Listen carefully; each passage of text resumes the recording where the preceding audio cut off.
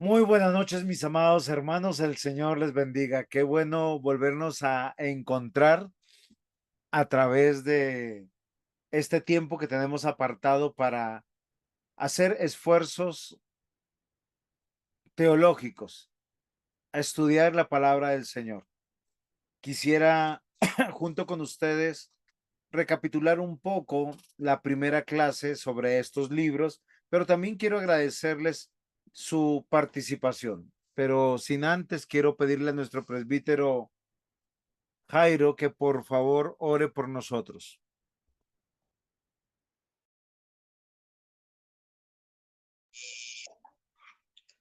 Sí, pastor. Señor, damos gracias por mostrarnos, Señor, que tienes el control de todas las cosas. Y mostrarnos, Señor, que si en esta noche podemos reunirnos, Señor, es porque tú permites que así sea.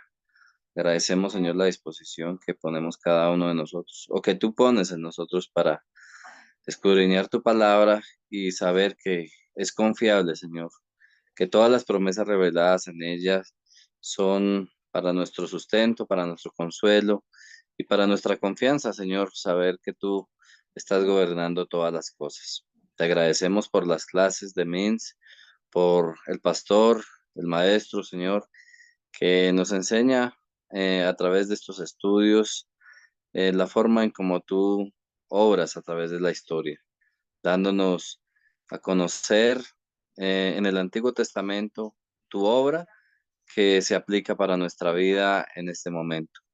Señor, te pedimos que tú obres también a través de tu palabra en medio de nosotros y que el conocimiento que nos das no solamente nos permita confiar, sino que sea para la bendición de quienes nos rodean, que podamos dar testimonio, que podamos hablar con denuedo y predicar tu palabra, que ese es el propósito que tienes para con cada uno de nosotros, que no nos quedemos con el conocimiento, sino que lo llevemos hasta lo último de la tierra, según tu mandato. Ponemos esta noche la clase en tus manos, la vida del pastor, la vida de cada uno de los que se congregan para escuchar tu palabra a través de estos estudios y los que lo ven en diferido. En el nombre del Señor Jesús, amén.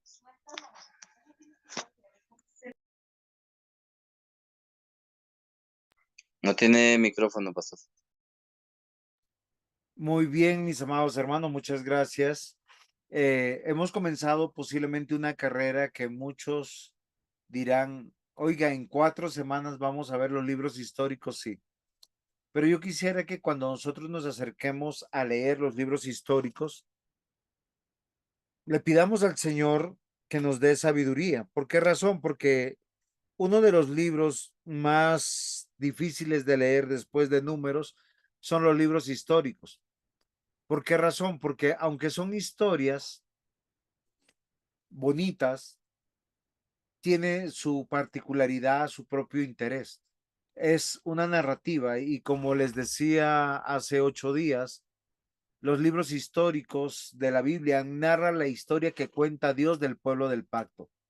Siempre que usted se acerque a cualquiera de los libros históricos, usted tiene que comprender algo. Esto es lo que Dios ha querido contarnos de su pacto, del pueblo del pacto, desde la conquista de Canaán hasta el exilio en Babilonia. Es así, estoy retomando las primeras diapositivas de la semana pasada y rápidamente yo le rogaría que no tomaran notas aquí ni capturas porque las primeras diapositivas que nosotros tenemos tienen que ver con la clase pasada. Yo les voy a avisar cuando entramos a la siguiente clase. Y quisiera que a través de lo que nosotros ya hemos aprendido en este énfasis que tenemos este año, que tiene que ver con el Antiguo Testamento, veamos la estructura que Dios le da a su palabra. Los 5 primeros libros de la Biblia nos habla de la ley o de la Torá. Son las órdenes, los mandatos que Dios nos da para nosotros. Cuando digo nosotros es su pueblo. Luego nosotros tenemos los libros sapienciales, no en el orden cronológico como nosotros tenemos. Nosotros tenemos el Pentateuco y en nuestras Biblias lo que siguen son los libros históricos. Porque los libros históricos nos van a hablar del establecimiento, la formación del reino de Dios de manera real. O sea, ¿qué es lo que Dios nos está diciendo? Esta es la construcción de mi reino. Solo que tiene una particularidad. Este reino establecido simplemente es una sombra muy pálida de lo que el Señor está queriendo reflejar en lo que será el reino sempiterno y establecido de nuestro Señor Jesucristo. Porque posteriormente al reino establecido en la tierra, ¿sí? El que estamos diciendo, el que está contado en la Biblia, vienen estos libros sapienciales o los libros poéticos. Y es la explicación, el propósito. Dios nos dice cómo nos debemos conducir, cómo debemos vivir los que estamos dentro del reino de Dios. Y queridos hermanos, esto no es una sugerencia, porque nosotros hemos caído en esa distorsión que hoy hay en medio del pueblo de Dios, que han reducido la vida cristiana a una expresión litúrgica y no como Dios la ha revelado a lo largo de toda su palabra. O tú vives para Dios o vives en contra de Dios. Y la expresión litúrgica es parte de la vida cristiana.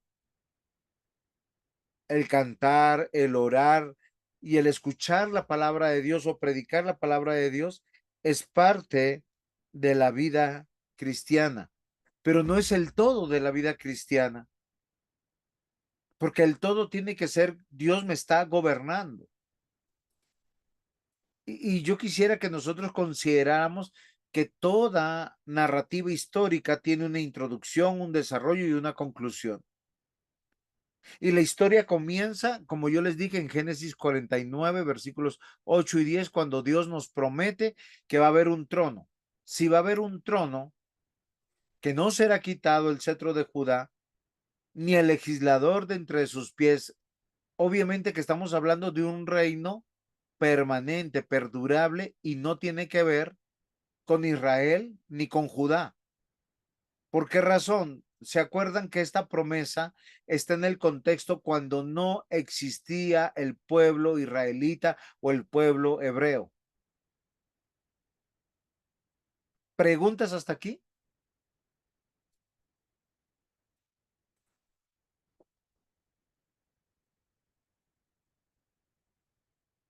Queridos hermanos, aprovechen y hagan preguntas, porque muchas veces nosotros nos...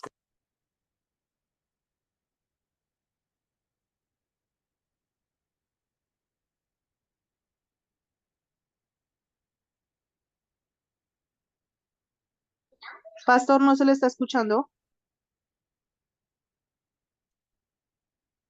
Cuando usted, gracias Nata, cuando ustedes leen los libros históricos, pregunto, ¿ustedes encuentran el plan de Dios, encuentran la historia de Dios? Yo quiero que ustedes sepan que los libros históricos nos narra que hay un plan, hay una historia, hay un propósito y está el gobierno teocéntrico de Dios. Yo quisiera que nosotros consideráramos claramente lo que en la primera clase yo les quise compartir, que Dios es soberano y providente. Y cuando nosotros hablamos de esto, es que Dios nos está diciendo cuáles son nuestras raíces y ascendencias. Hoy o vivimos dentro del reino de Dios o vivimos fuera del reino de Dios. Hoy muchos que se llaman cristianos solo viven pensando en el momento litúrgico, mas no viven en la plenitud de la presencia de aquel que está sentado en el trono. Eso es Cristo gobernando nuestras vidas. Yo quisiera que ustedes reflexionaran conmigo. ¿Y por qué les digo esto, mis hermanos? Como les he dicho en otras oportunidades, el Dios del Antiguo Testamento es el mismo Dios del Nuevo Testamento. La ley del Antiguo Testamento es la misma ley del Nuevo Testamento. El plan es uno el mismo y la historia es una y la misma. Entonces, toda la historia está en tres partes: conquista, monarquía y santificación. Esto es parte de nuestra clase de hoy, pero yo lo presenté hace 8 días para que nosotros pensáramos en el plan. Y yo pude hablar con ustedes sobre el tema de cómo ustedes están leyendo estos libros históricos. Y hablamos de los 9 libros históricos: Josué, Jueces, Ruth, Reyes, Crónicas. ¿Cuál es el otro? Samuel, me salté. Samuel, Reyes, Crónicas, Esdras, Nehemías y Esther. Estos libros que ahorita estoy pasando rápidamente en pantalla, pero que es simplemente que estoy haciendo un resumen de lo que nosotros vimos hace 8 días para poder entender y comprender que Dios tiene un plan. Yo les pregunto, ¿ustedes comprendieron hace 8 días cuál es el plan?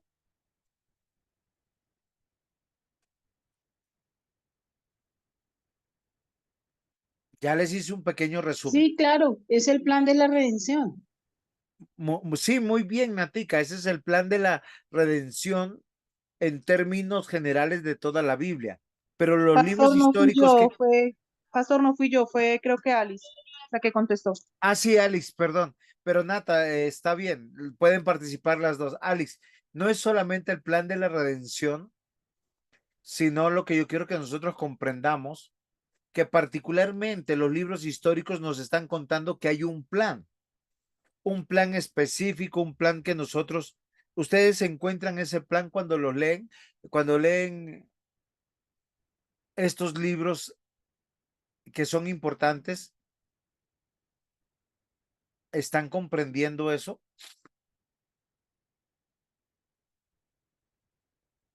¿Cuál es el plan? Sí, es que, digamos, nos muestra toda la historia que, digamos, los hechos no ocurren por casualidad ni nada, sino porque Dios ya todo lo tiene establecido. Ok. Dios en su infinita misericordia para que nosotros consideremos si hemos entendido el plan de Dios, nos narra su historia, esa historia que tiene que ver el pacto de redención y es lo que yo quiero que hoy nosotros veamos. Toda historia tiene tres partes. ¿Sí, sí se acuerdan cuáles son las partes de la historia, de la narrativa histórica? Creación, caída y consumación. Sí, eso desde los términos teológicos los tenemos y eso es claro, muchas gracias. Entonces, es algo que nosotros tenemos que tener en mente. Y gracias, Natica, porque la creación, ¿cómo nos dijiste, Nata? Vuelve a decirlo claro.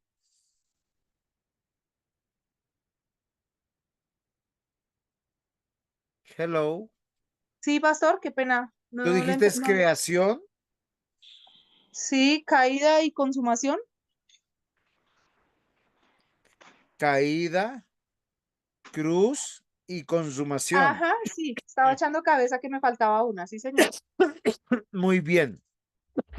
Esa es la parte de la historia. Pero lo que yo les enseñé hace 8 días es que toda narrativa tiene una introducción, un desarrollo y una conclusión. Estos 9 libros que encontramos, que cuando los leemos, Josué, Jueces, Ruth, Samuel, Reyes, Crónicas, Nehemías, Esdras y Esther, tienen esas tres particularidades. Uno es la introducción, que vienen siendo los tres primeros.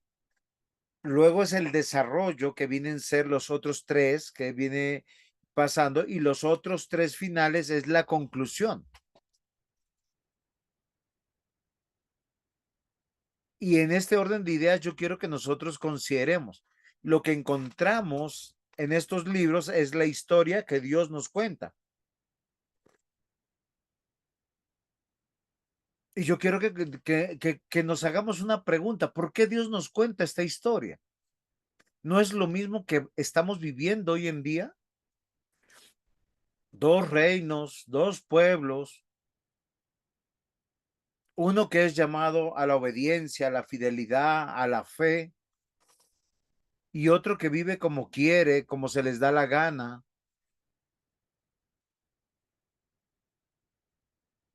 Y nosotros encontramos que la misma escritura dice algo interesante. Todas estas historias nos fueron dadas para nuestro aprendizaje. ¿Sí se acuerda? Romanos 15:4 dice, porque todo lo que fue escrito en tiempos pasados para nuestra enseñanza se escribió, a fin de que por medio de la paciencia y del consuelo de la escritura tengamos esperanza. ¿Ustedes creen esto, mis hermanos?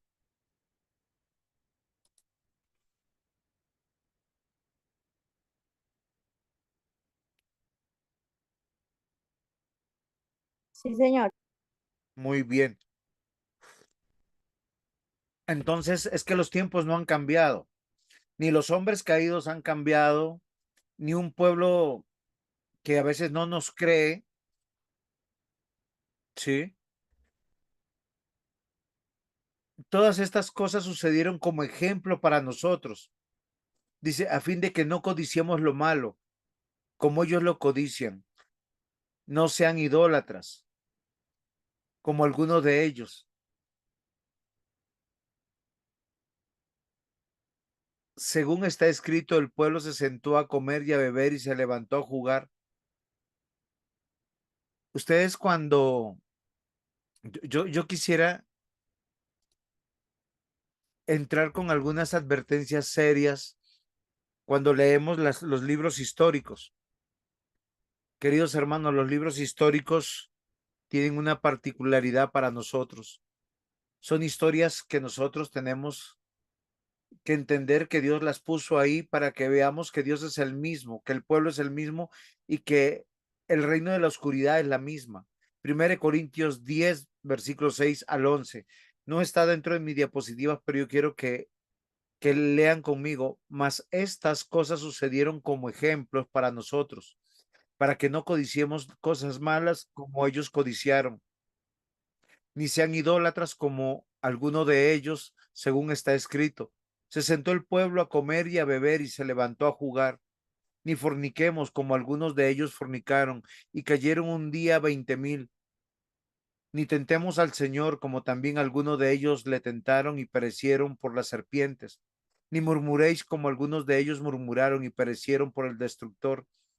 Y estas cosas les acontecieron como ejemplo y están escritas para amonestarnos a nosotros, a quienes han alcanzado los fines de los siglos.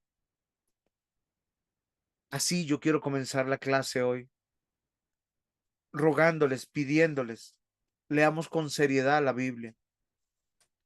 Escuchemos a nuestros pastores, escuchemos a nuestros maestros. Ellos quieren lo mejor para nosotros.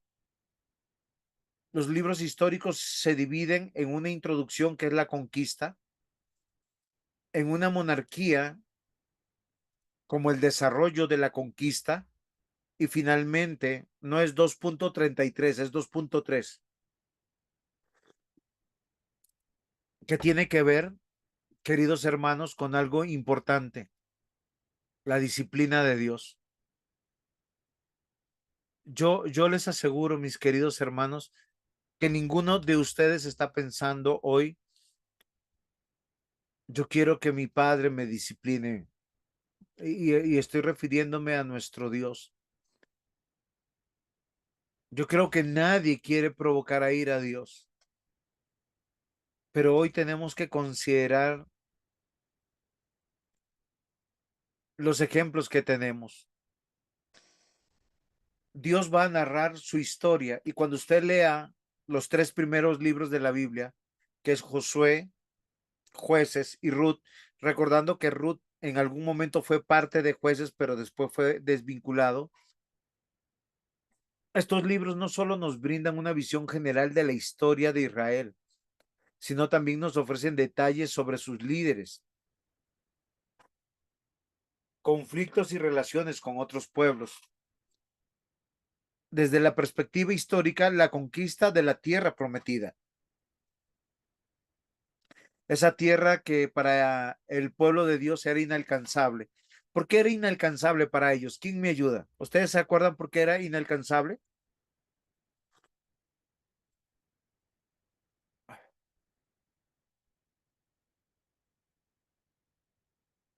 Hello.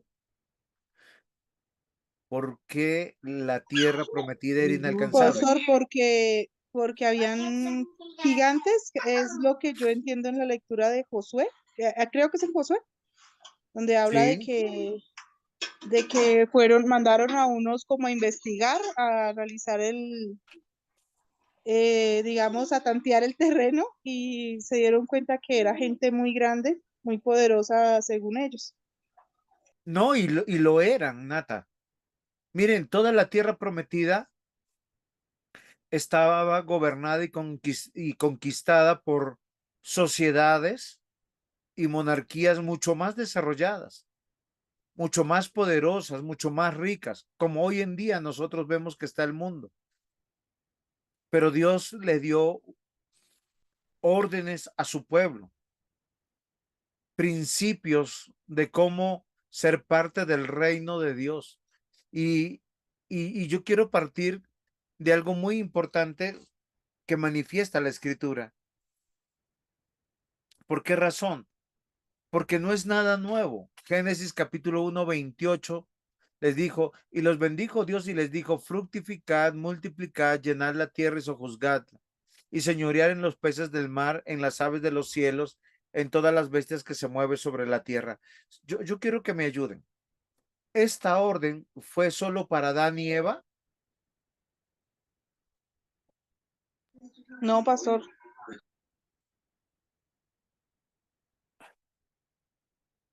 Es para los hijos de Dios que en este orden de ideas los puso a reinar.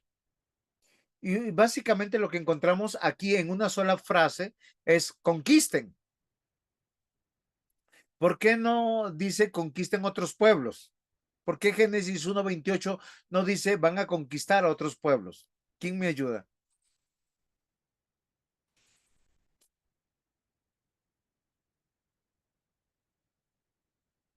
Pastor, qué pena, repite eso último, la pregunta. ¿Por qué Génesis 1:28 no dice conquisten otros pueblos?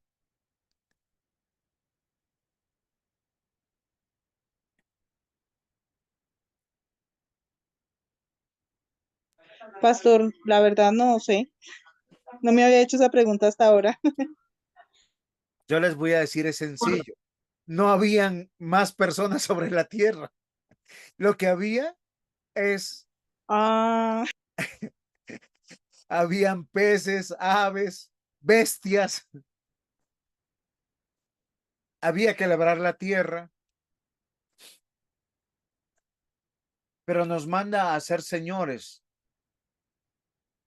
nos manda a ser virreyes, nos manda a ser soldados, atalayas, dignos representantes del reino de Dios. Por eso esta sociedad de hoy en día es una vergüenza, sometida a los animales, sometida al ecologismo, sometida a las ideologías,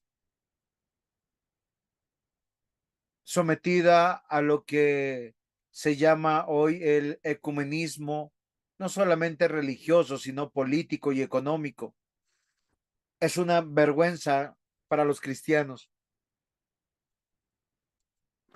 Y Dios cuando llevó a su pueblo y lo liberó de Egipto, y recuerden que Egipto es una figura de estar dentro del reino de las tinieblas, lo lleva al desierto. Y en una manera de metáfora, pero también real, le dicen, vayan y conquisten la tierra. Y mis hermanos, la realidad de este encargo, cuando usted lee Jueces, Josué y Jueces, estos dos libros del Antiguo Testamento nos relatan la historia después de la muerte de Moisés, después de que se dio la ley. Tienen que conquistar Canaán. Y estos libros ofrecen esa visión fascinante de vida, de las costumbres de los antiguos israelitas. Pero miren, queridos hermanos, nos debe remontar al encargo que tiene el pueblo de Dios de dominar y señorear la tierra. Es que Dios nos puso como sacerdotes, como un real sacerdocio. Y el plan de Dios no había cambiado. Es que es la tierra el lugar que Dios escogió para su reino, para que ustedes reinen con sus hijos, no para que sus hijos vayan de esclavos al mundo, no para que nuestros hijos vayan a servir al reino de las tinieblas. Es la tierra el lugar del reino de Dios, el lugar que Dios ha prometido para establecer el reino de Dios. Recuerden la oración del Señor Jesús que nos enseñó. Venga a nosotros tu reino. El Salmo 24:1 dice, de Jehová es la tierra y su plenitud, el mundo y los que en él habitan. Es comprensible. Recuerden que los salmos nos lleva a pensar el propósito de la ley. O sea, es de Dios la tierra, su plenitud, toda, el mundo y los que en él habitan. Recuerden que hay una promesa bíblica que todos los enemigos del Señor Jesús serán puestos de rodillas ante él como una señal de victoria. ¿Ustedes no creen que cuando nosotros vemos a Josué con estos pocos hombres que salen del desierto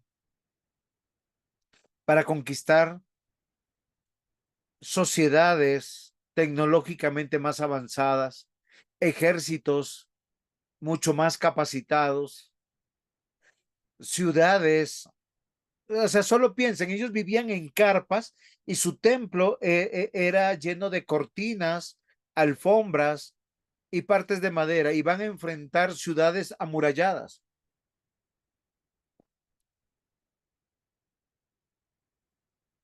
Y Josué debe liderar la conquista de Canaán. Y el libro de Josué comienza con la muerte de Moisés, como les había dicho. Pero ¿saben por qué todo esto sucede? Porque Dios nos muestra, y yo quiero que usted lo vea de esta manera, porque eso es lo que nos cuenta, el juicio para aquellos que han usurpado la tierra y se han negado a la adoración al Dios verdadero. No solamente han tomado la tierra, sus vidas son a su manera y, y han creado y sirven a otros dioses. Tal vez de esa manera, cuando nosotros vemos el encargo que Dios le dice a Josué, van a entrar, van a conquistar, no van a tomar nada de esos pueblos, ni sus animales, ni sus mujeres, ni sus niños, ni sus costumbres. Y muchas personas dicen, es que el Dios del Antiguo Testamento es un Dios sanguinario, un Dios cruel. ¿Cómo el Dios de la vida va a hacer eso? Pero ninguno se pone a meditar y a decir, ellos usurparon una tierra que no es de ellos. Sus propias vidas se la negaron al Dios verdadero para servirle, para adorarle.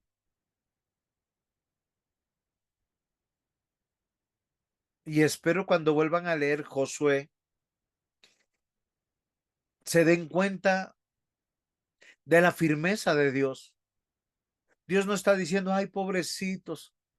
Y es que ellos fueron primos hermanos de ellos o parientes de ellos.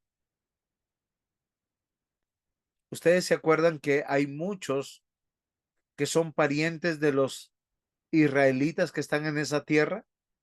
¿Recuerdan algunos parientes de ellos? ¿Quiénes son?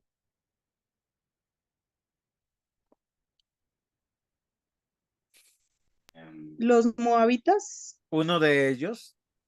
los hititas también, No, ¿no? los hititas no, pero están los moabitas, los amonitas, están los descendientes de Esaú, Edonitas, Edón, Edom.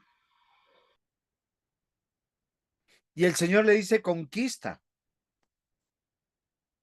Y cuando hablamos de conquista, hablamos de juicio. De hecho, mis hermanos, yo les voy a decir algo que ustedes no han considerado. Cuando el Señor nos conquistó, destruyó el viejo hombre, arrancándole el corazón de piedra, arrancándole una mente entenebrecida, sanando sus ojos, sanando sus oídos. Fue un acto violento en nuestra vida para darnos vida. ¿O no fue así?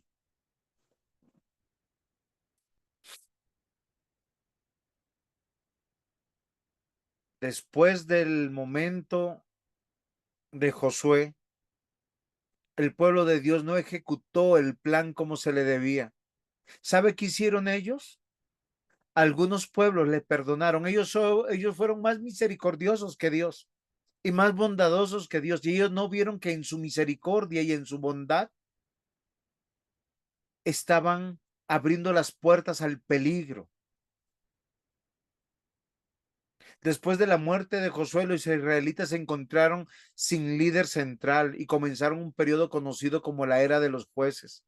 Y cuando el pueblo de Dios no se une, cuando no lo hacen bajo un líder, un caudillo, porque esa es la manera como Dios gobierna. Siempre ha gobernado a través de personas que Dios ha puesto en autoridad, que tienen la valentía, el coraje para no solamente decir las cosas, sino para vivirlas, para ordenarles al pueblo cómo lo tienen que hacer.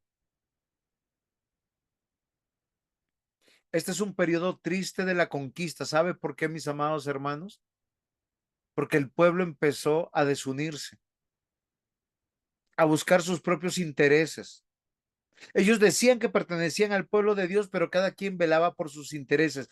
Y esos pueblos que ellos no destruyeron, esos pueblos que no acabaron, esos pueblos que muchos de ellos tuvieron como esa misericordia humana, como, ay, pobrecito, pero es que es un vecino que no me hace nada, es tan buena gente, tan chévere. Los empezaron a atacar, los empezaron a querer destruir, y Dios envió a jueces. Estos jueces eran una serie de líderes o caudillos. No eran patriarcas, no eran reyes, no eran sacerdotes, pero fueron hombres que lideraban al pueblo de Dios para que ellos vuelvan al gobierno de Dios. Y el libro de Jueces cuenta la historia de varios de ellos, como Débora, Gedeón, Sansón, para mostrarnos que cuando tú te acercas a un no creyente, cuando tú lo dejas de vecino, va a querer destruir al pueblo de Dios y la fe cristiana.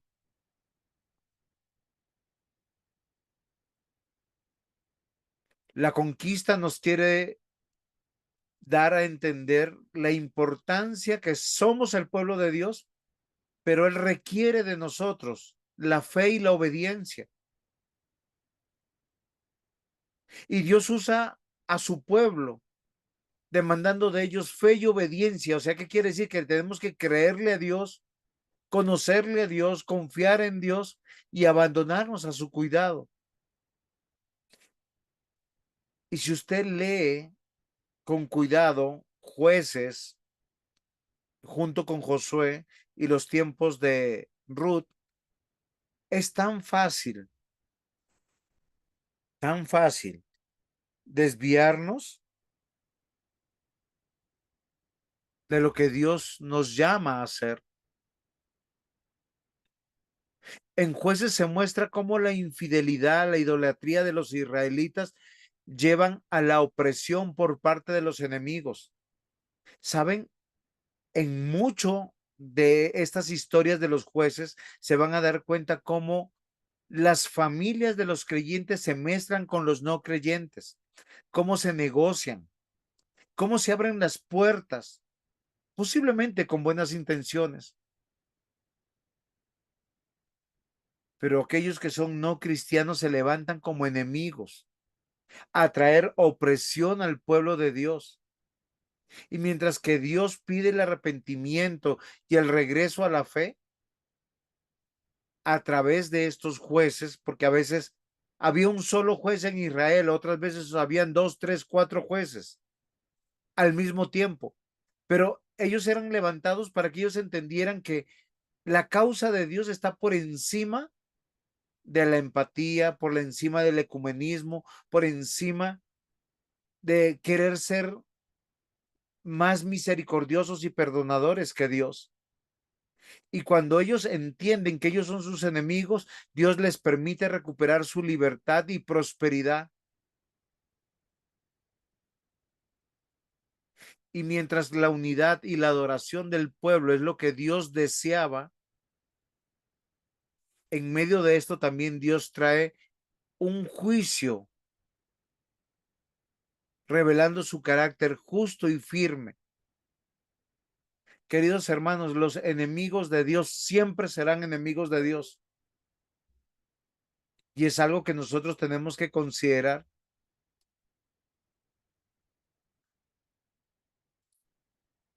La conquista es manifestada en los libros de Josué y Jueces y revela el carácter de Dios y que su plan eterno de tomar la tierra plenamente y completamente para su servicio y adoración.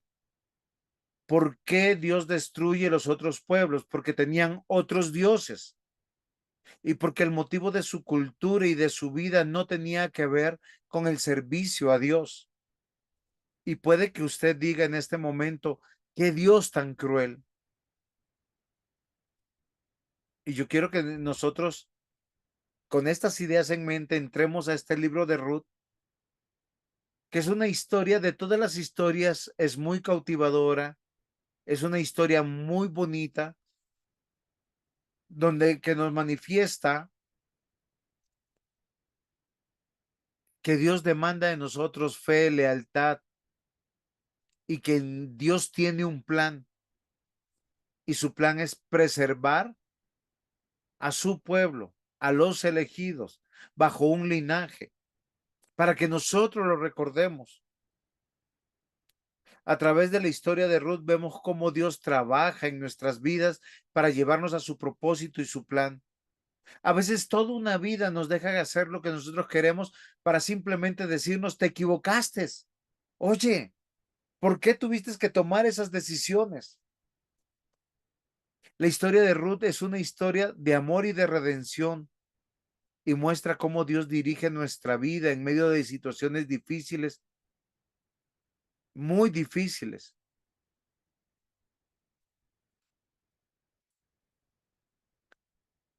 Libro de Jueces y de Ruth falta en este texto. Josué, Jueces y Ruth manifiesta una realidad de los propósitos de Dios que están seguros. Dios gobierna el universo entero, sus planes, sus propósitos perfectos siempre se cumplen y nunca pueden ser frustrados. Su reino es supremo y yo les voy a decir, y es coherente con su carácter. Amados hermanos, nosotros necesitamos aprender que el Dios al que servimos y en el que creemos demanda toda nuestra fe y toda nuestra obediencia absoluta, y Él no comparte su gloria con nadie. Todo lo que construyamos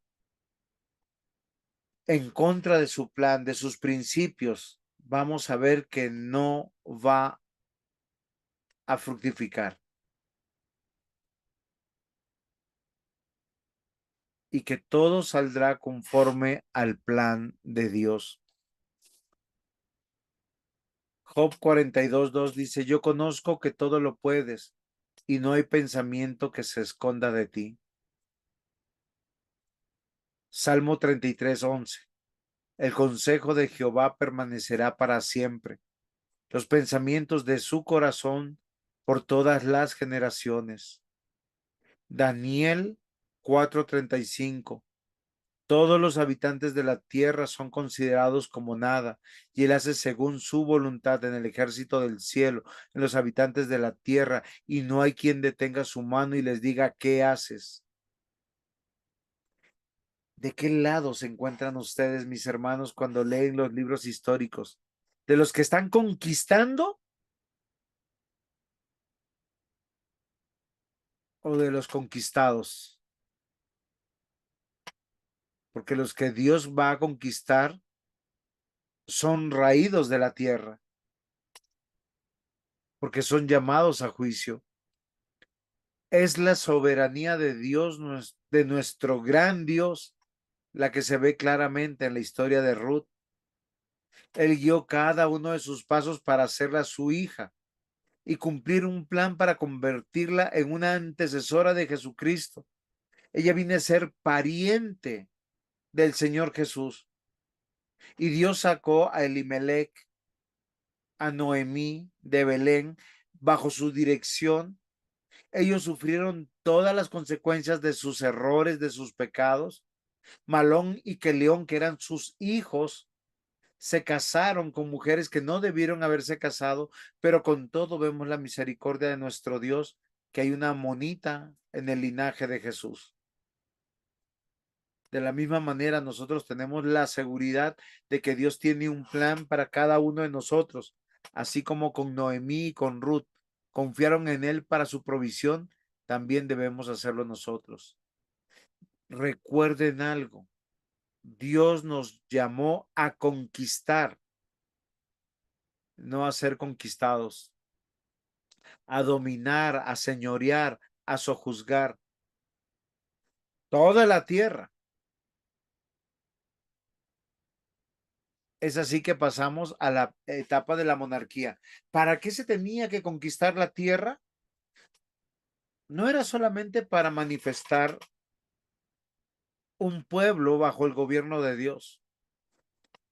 Nosotros hemos estudiado,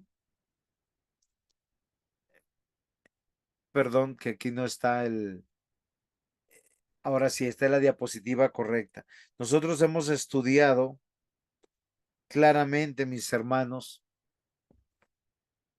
que el propósito de la monarquía era de Dios y no del pueblo. Génesis 49, versículos 8 y 10 dice, Judá te alabarán tus hermanos. Jacob está pronosticando sobre su cuarto hijo. Judá te alabarán tus hermanos, tu mano en la cerviz de tus enemigos. Desde ya se dice que se levantan aquellos que están como enemigos. Los hijos de tu padre se inclinarán a ti. Cachorro de león, Judá, de la presa subsiste, hijo mío. Se encorvó de hecho como león, así como león viejo. ¿A quién lo despertará? ¿Quién lo despertará? No será quitado el cetro de Judá, ni el legislador de entre sus pies, hasta que Silo, y a él se congregarán los pueblos. Dios manifestó que habría una monarquía, que hay un orden.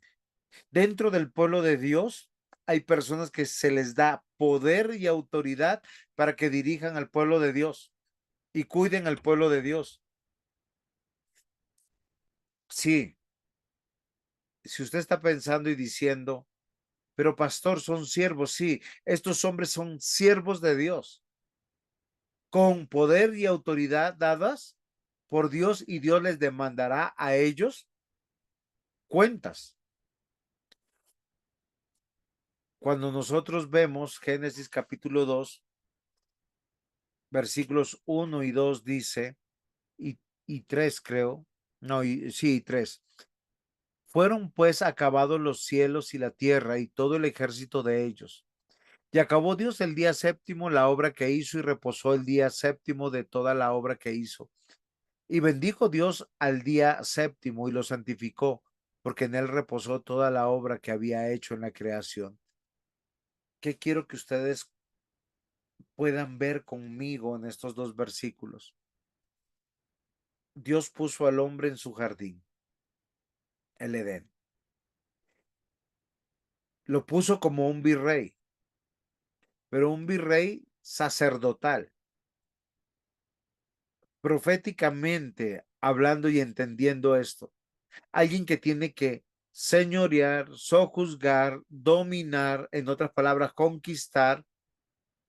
Y cuando nosotros vemos esto, reinar, pero reinar ligado a la adoración al Dios verdadero. Y este plan no ha cambiado con la monarquía.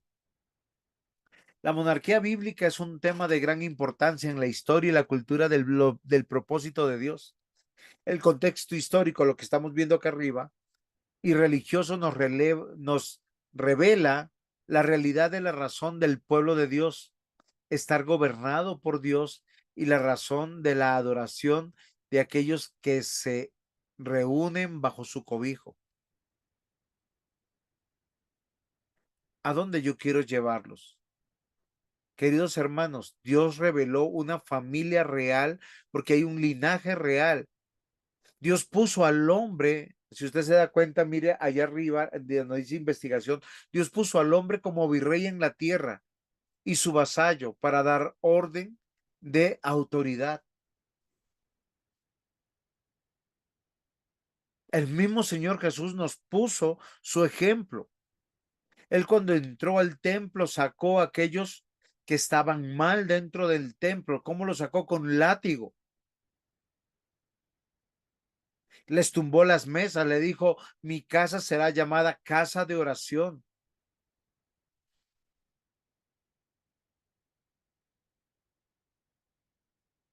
Y la monarquía es una expresión, como ustedes ven ahí, del trono de Dios, manifestando y revelando un linaje escogido real, o sea, alguien que tiene autoridad. Primera de Crónicas 17, 11 al 14. Y cuando sus días serán cumplidos para irte con tus padres, levantaré descendencia después de ti, a uno de entre tus hijos, y afirmaré su reino, y él me edificará casa, y yo confirmaré su trono eternamente. Yo le seré por padre, y él me será por hijo, y no quitaré de él mi misericordia, como la quité de aquel que fue antes de ti, sino que lo confirmaré en mi casa y en mi reino eternamente, y su trono será firme para siempre. Si usted se da cuenta, Dios está dándonos a entender algo extraordinario. La monarquía es el linaje que se está cuidando a causa de Cristo, y usted lo sabe. Pero también es una monarquía que nos debe ligar al templo. Y son dos cosas permanentes. Un trono permanente de adoración, y esto es un rey que hay que adorar y servir. No estoy hablando de la monarquía como hombre, estoy hablando de Cristo sentado en el trono. Y es lo que Dios nos ofrece. Dice que cuando Él venga, habrán cielos nuevos y tierra nueva, y el Señor estará en medio de nosotros. Queridos hermanos, desde un punto de vista teológico, la monarquía bíblica tiene un significado profundo, ya que el rey era visto como un ungido de Dios. el Mesías, el Cristo, el ungido de Dios, elegido para gobernar con justicia y sabiduría. Era quien va a heredar, perdón, el reino sempiterno. Y esta idea refleja en varios salmos y profecías del Antiguo Testamento. El papel del rey en la fe también era importante, ya que se esperaba que promoviera la adoración y la obediencia a Dios. Los reyes eran responsables de construir templos y ofrecer sacrificios, así como mantener la ley y el orden en la sociedad. Dos cosas que no se ha cambiado, dos cosas que desde el púlpito todo buen pastor bíblico demanda. Vivan y sirvan a Cristo. Y no solamente es el domingo, queridos hermanos, es como padre, como madre, bueno, como padre a los varones, como madre a las mujeres que tienen hijos, como en el rol de cónyuge, a los que son esposos como esposos, a las esposas como esposas, y todos miembros del reino de Dios. Apreciados hermanos, cuán maravilloso es mirar la escritura. Segunda de Crónicas 6:16. Ahora pues, Jehová, Dios de Israel, cumple a tu siervo David, mi padre, lo que le has prometido, diciendo: no faltará de ti varón delante de mí que se siente en el trono de Israel, con tal que tus hijos guarden su camino, andando en mi ley, como tú has andado delante de mí.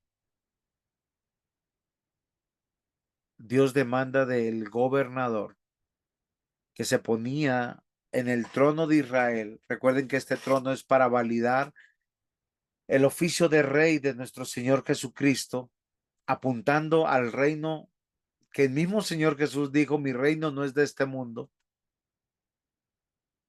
que su pueblo tenía que caminar en su ley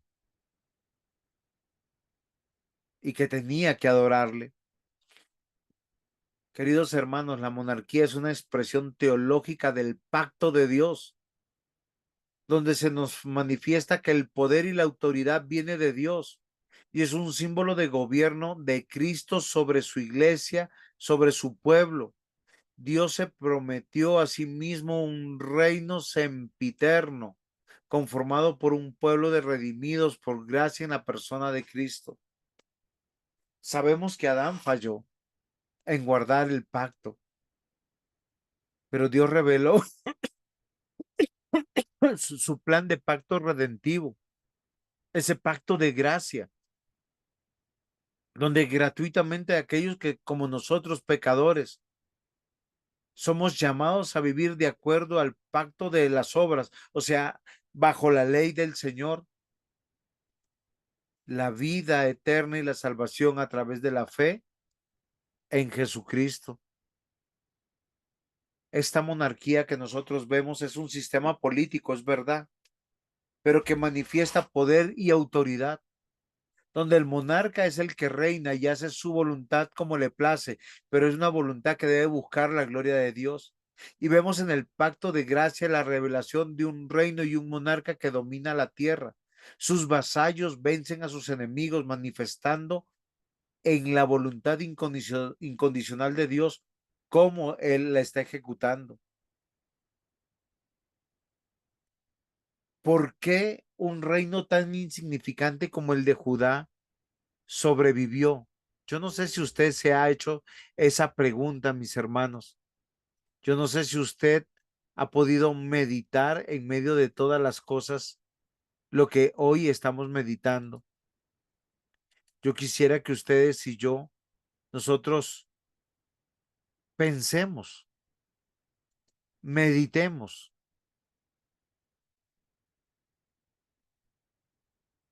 ¿Lo está haciendo conmigo? Es algo maravilloso lo que el Señor nos está manifestando. Es algo extraordinario. La conquista de esa tierra fue para establecer una monarquía que va a dar validez a ese pacto y a ese ungido que fue enviado como parte de ese pacto. Dios reina. Salmo 146:10.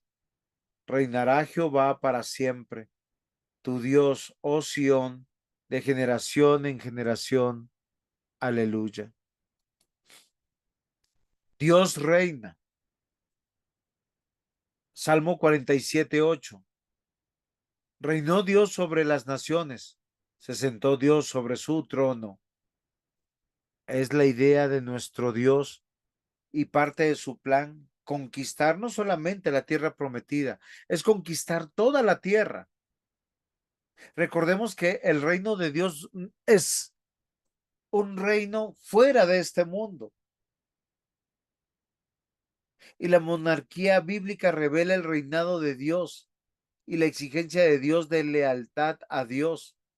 Existe por causa del nombre de Dios, o sea, el reino de Dios existe por causa del nombre de Dios, como hoy existe la iglesia. Y también se ha señalado que la monarquía bíblica nos enseña claramente la importancia de la revelación del Mesías y de Cristo. Apocalipsis 11:15. El séptimo ángel tocó la trompeta y hubo grandes voces del cielo que decían: los reinos del mundo han venido a ser de nuestro Señor y de su Cristo, y él reinará por los siglos de los siglos. Es que los libros históricos es apenas el abrebocas del plan de Dios. Génesis 3:22 al 24. Recuerden que la historia que cuenta Dios está en tres áreas: la conquista de la tierra prometida y el juicio a los pueblos que usurparon esa tierra y que no vivieron para él, el establecimiento de la monarquía, de una familia real, de una realeza que tiene que gobernar, donde se manifiesta el poder, la autoridad de Dios, y Dios quiere que nosotros vivamos para él, que su pueblo viva para él y que le adore. Por eso se le encargó la construcción de un templo. Pero cuando no se hace como Dios dice, vino la disciplina en los tiempos de Noé. ¿Por qué?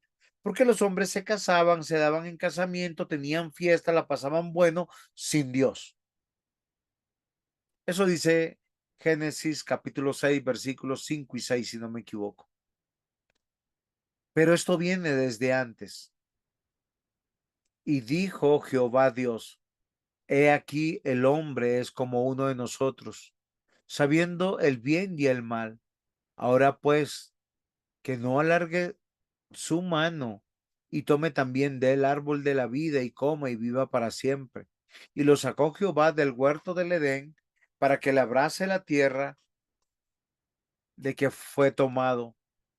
Echó pues fuera al hombre y puso al oriente del huerto del Edén querubines y una espada encendida que se revolvía por todos lados para guardar el camino del árbol de la vida. Y acá hay algo interesante, que el jardín del huerto del Edén es el jardín de Dios, del reino de Dios, de un reino bueno en gran manera que fue construido por Dios. Y Dios mismo le está declarando la guerra a todo aquel que esté fuera de sus dominios. Él conquista la tierra manifestando que debe ser conquistada. Él establece una monarquía diciéndonos que Él manifiesta poder y autoridad y que debemos vivir en todas nuestras áreas para Él. Y cuando no sucede esto, el hombre es echado, arrojado. Se le quitan todas las bendiciones y los beneficios de los cuales disfrutaba. ¿Por qué razón? Porque se está comportando egoístamente. Y los libros históricos nos cuentan que Dios es uno y el mismo siempre. Dios juzga a su pueblo por su falta de fidelidad y obediencia. ¿Cuántos de nosotros no consideramos y no tenemos temor y temblor de ser fieles a nuestro Dios? Nos dejamos absorber por este mundo, por las preocupaciones de este mundo y muchas veces por nuestra propia codicia, por nuestra propia avaricia, por nuestro propio sentimentalismo.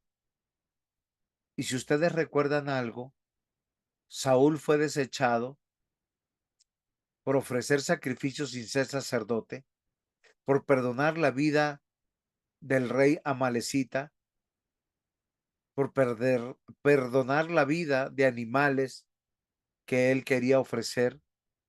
O sea, con buenas intenciones fue disciplinado Saúl.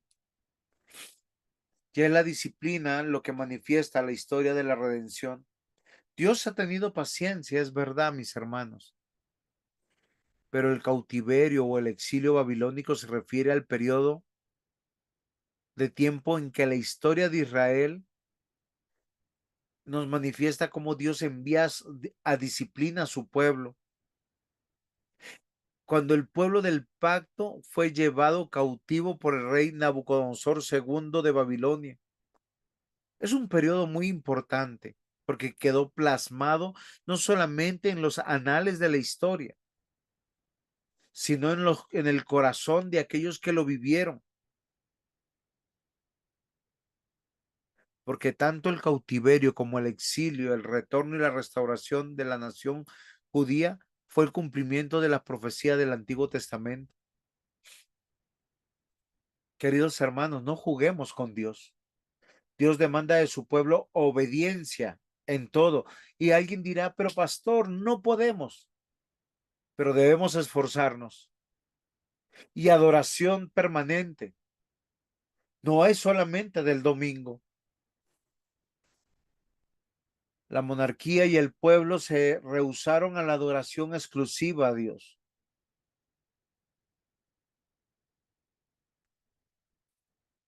Y de Dios son todas las cosas.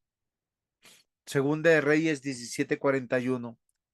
Así temieron a Jehová aquellas gentes, y al mismo tiempo sirvieron a sus ídolos, y también sus hijos y sus nietos, según como hicieron sus padres, así hacen hasta hoy. ¿Saben por qué vino la disciplina? Cuando nosotros somos personas que creemos que somos más sabios que Dios. Tristemente y lamentablemente, la historia que cuenta el Antiguo Testamento nos manifiesta que muchos del pueblo de Dios servían a Dios y temían a Dios, pero también servían a otros ídolos. ¿Quiénes aprendieron así? Sus hijos, sus nietos. Y por esto vino la disciplina de Dios. Es interesante que después de que el pueblo de Dios alcanzó la grandeza durante los reinados de David y de Salomón, y vio cómo sus enemigos cayeron a su merced, todo empieza a entrar en una adversidad. El exilio babilónico les recordará en la historia de Judá como un tiempo de tribulación, de nostalgia, porque se le quitará el templo, se le quitarán las murallas, se le quitará su moneda, se le quitará la palabra de Dios. El significado teológico del exilio babilónico va a atravesar el corazón y las mentes de los judíos y los dejará terriblemente confundidos.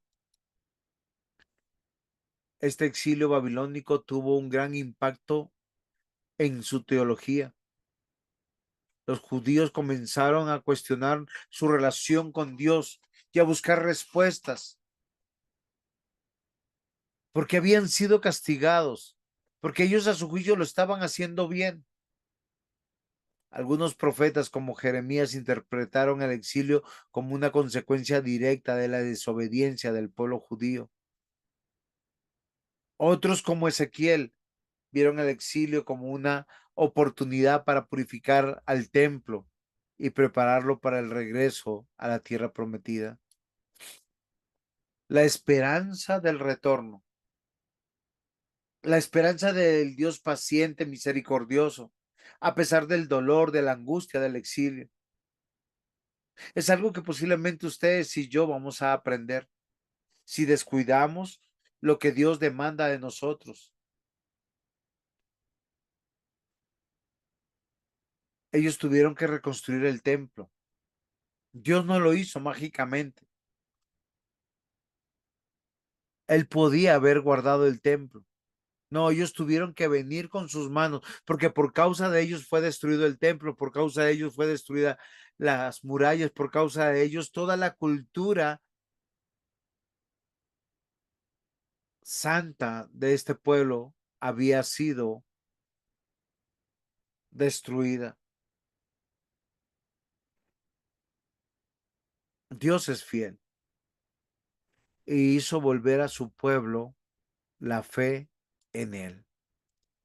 El exilio babilónico fue un momento muy difícil en la historia del pueblo judío, pero también fue un momento de crecimiento y de reflexión teológico a través de su sufrimiento. Los judíos aprendieron a confiar en la fidelidad de Dios y a mantener su esperanza en él. Esta lección sigue siendo relevante para hoy en día, ya que enfrentamos nuestras propias pruebas y tribulaciones. Dios tiene el control, mis hermanos, y actúa soberanamente. Él hace como Él quiere, cuando Él quiere, con quien Él quiere, porque Él reina. Muy bien, mis hermanos. ¿Preguntas hasta aquí? ¿Aportes? ¿Conclusiones?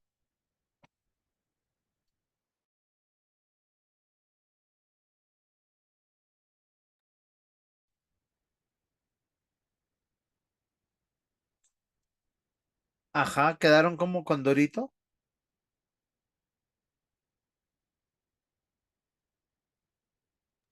No, pastor, quedamos fue pensando, pues por lo menos yo pensando, ¿no? O sea, ver de una manera diferente, o más bien pensar en cosas que tal vez uno no se le ocurre pensar cuando lee la escritura, y es la importancia de la conquista, la monarquía y la disciplina, ¿no? En especial la monarquía y la conquista, que la verdad es un tema de que muy poco lo tiene uno en cuenta cuando lee la escritura. Uno solo la lee por pasar, así como usted dijo, así como usted dijo al comienzo de la clase, que la idea es que aprendamos a leer la Biblia de una manera diferente, y creo que con estas clases yo estoy viendo muy diferente lo que leo. Qué bueno, porque es que Dios dejó, mire, el ser humano no ha cambiado. Los pecados no son nuevos. Dios no ha cambiado. Y a Dios no le tiembla la mano como a muchos padres para disciplinar a sus hijos. Es que es preferible que ellos reciban la disciplina y las exigencias nuestras que la de Dios. Toda una vida. Y debemos pedirle al Señor que nos ayude. Esta historia nos muestra esos 3 episodios que posiblemente nosotros habíamos pasado por alto. Sí, conquistaron la tierra prometida, qué bueno. Es que nosotros estamos conquistando todo el tiempo. Estamos extendiendo el reino de Dios. ¿Por qué razón? Porque estamos entendiendo que, claro, a nosotros nos gusta esa de segunda de Pedro, donde dice, vosotros sois real sacerdocio, nación santa, pueblo adquirido por Dios. ¿Pero para qué? No ha cambiado. No lo hagamos y vamos a recibir la disciplina de Dios. De hecho, posiblemente muchos de nosotros ya estamos en esa disciplina. Algunos quedamos en iglesia como si estuviéramos en el exilio. O tenemos que estar en iglesias medio paganas, medio babilónicas, que creen cosas raras, nada bíblicas. pero la esperanza es Dios nos va a devolver a su palabra, a su reinado y a la extensión de su reino. ¿Alguien más? ¿Algún otro aporte?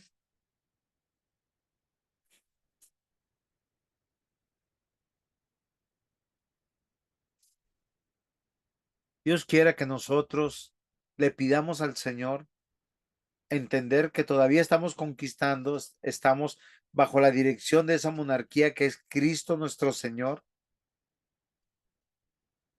y que realmente necesitamos disciplina y es centrarnos en el propósito real del hombre, que es vivir y servir y extender el reino de Dios. Es que el Señor viene pronto.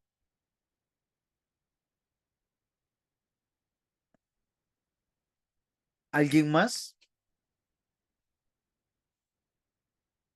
¿Nadie se anima? ¿Preguntas, aportes, conclusiones?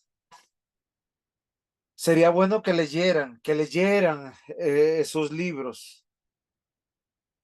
¿Por qué Dios llamó a disciplina a toda una monarquía? Porque esos reyes no buscaron la gloria de Dios, buscaron su gloria y les fue mal. Y un rey era peor que el otro. Y el pueblo también se pervirtió y Dios por eso le mandó una disciplina horrible. Cuando entremos a los profetas, vamos a ver porque ellos describen gráficamente cómo fue esa disciplina. Pero no me voy a adelantar.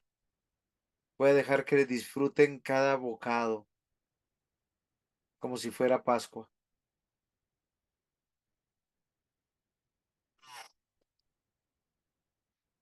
Muy bien, mis hermanos. ¿Algo más?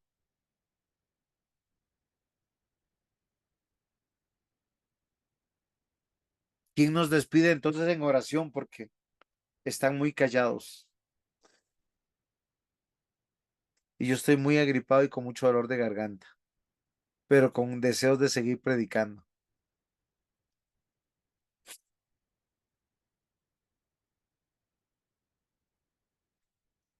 Atica, despídanos en oración porque no hubo valientes en esta tierra.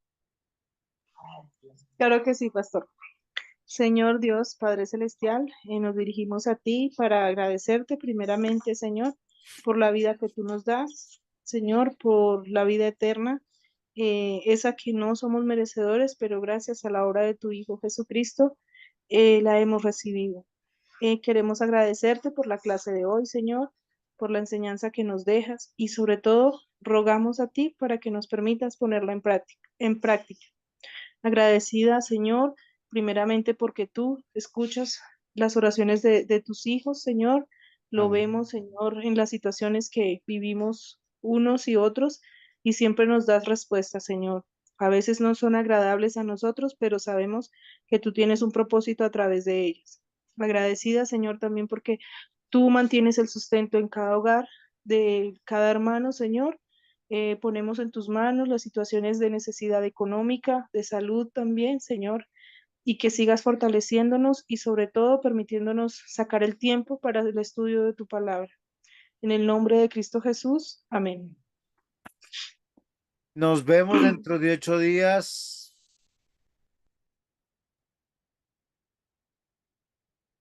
Gracias, bendiciones.